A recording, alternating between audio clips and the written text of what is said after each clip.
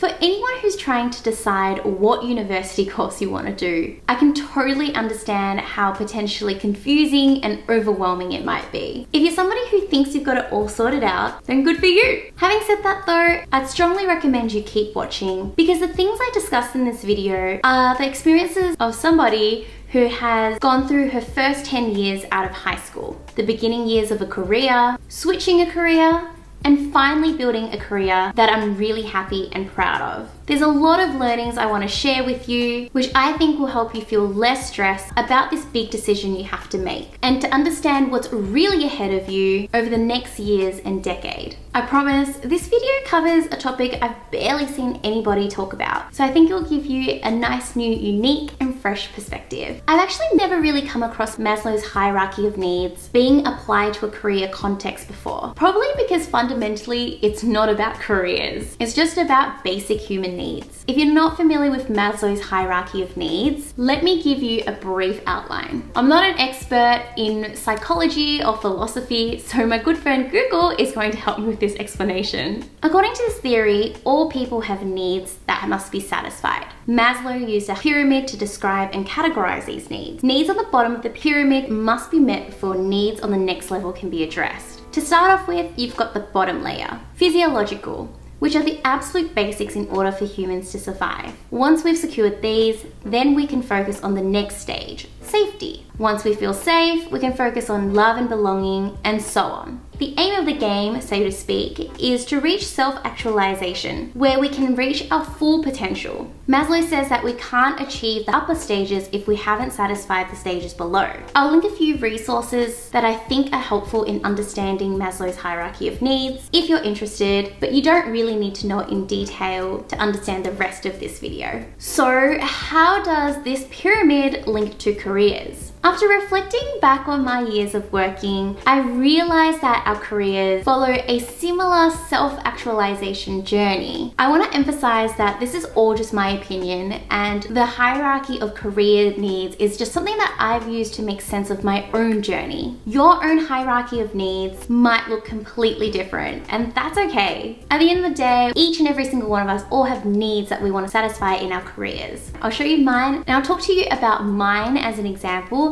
so that you can go off and have a think about what your own needs are. So what does my hierarchy of needs look like? Coming from a migrant family, one of the important values my parents instilled in me was getting a good job. A good job meant one that was stable, but also a well-paying job as well. Of course, my parents wanted what was best for me, and as an impressionable young adult, I internalized these values. I'm not ashamed to say that choosing a career that had great pay was a big priority of mine when I was 17. I was young, not really sure what I wanted in a career, and money is something that's tangible. It's easier to grasp than saying to yourself, will this career make me happy in 10, 15, 20 years? I think a lot of people are lying to themselves when they say that money isn't a factor for them at all. The reason as to why money might be a priority can be different though. You might need it to support your family, or perhaps you just want to get super wealthy and buy the next big Tesla. Hey, whatever the reason is, I'm not here to judge you or debate about your priority. I think this is something that everyone needs to work out for themselves. If you've watched my videos before, you will know that I had absolutely no idea what I wanted to do uni,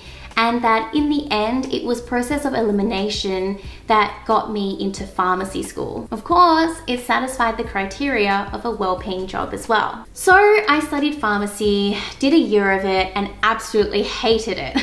I've talked about this on my channel before too. I realized that while I had a great income, it wasn't quite enough to make me happy. I hated the 9-to-5 lifestyle of the job, didn't enjoy calling someone else as my boss, and wanted to take holidays when I wanted to, not when my boss approved it. Of course, I can go off on a tangent and discuss how money is statistically proven to bring in diminishing returns after you earn over 70 to 80,000 AUD per year, that is. Happiness shouldn't be reliant on money, and that's why we have seen the rise of minimalism and essentialism as a result.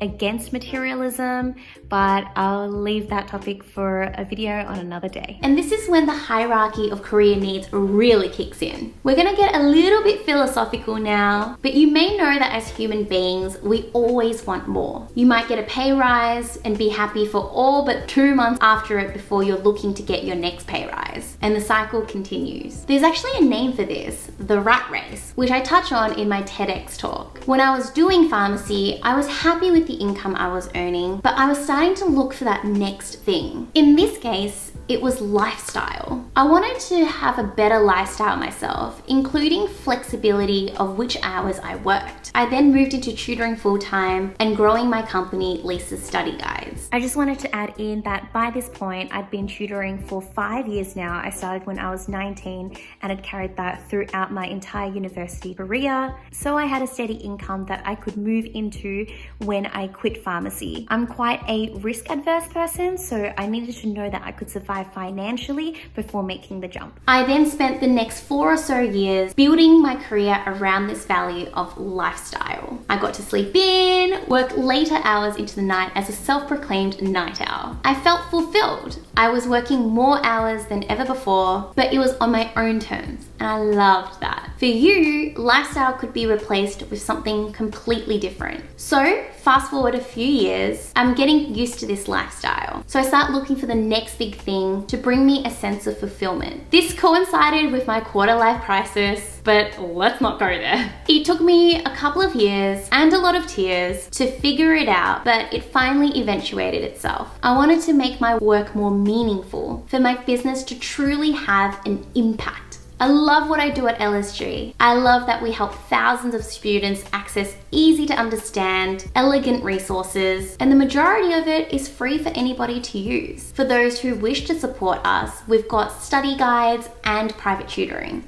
I feel a deep sense of gratefulness and privilege to be in a position where I can help others, because I know there are a lot of people out there who are struggling to help themselves, especially with the backdrop of COVID this year. So this hierarchy of needs has led me to where I am today. In a way, it makes me think that the hierarchy of needs is almost like a value system. Over time, you get older and you get to know yourself better and you grow into yourself. You figure out what works for you and what doesn't, just like I did with pharmacy. As you have more experiences, you understand what it is that you want in a career and what you don't. This is something that's only possible over time. And that's the unspoken problem about choosing a university course when you're 16, 17, 18, or even older. You can't know for sure what you want in 5 or 10 years. So how could you possibly make a decision so big where you're glued to one career your entire life? It doesn't really make sense. Fact is, you don't make this decision. Your decisions aren't concrete. You'll go to uni, you might decide to change courses, to drop out, or perhaps to start a business like I did. So don't be too hard on yourself when you're choosing your university degree. The future you will figure it out. I don't know what my next stage in the hierarchy of needs will be. Only time will tell. All I know is that I'll be spending this present moment and the months ahead focus on making an impact. In fact, that's why I'm making this video now, to help anyone out who's deciding their career path. If you're interested in learning more, then I'd recommend you have a look at my personal YouTube channel, which I've just kickstarted again.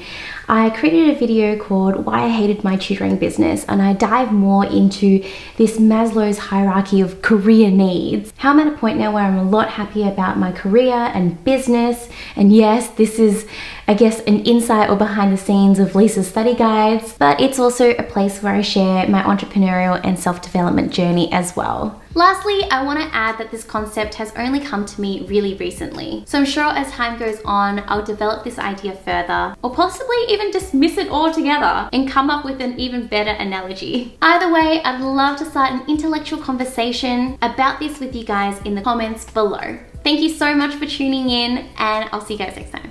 Bye!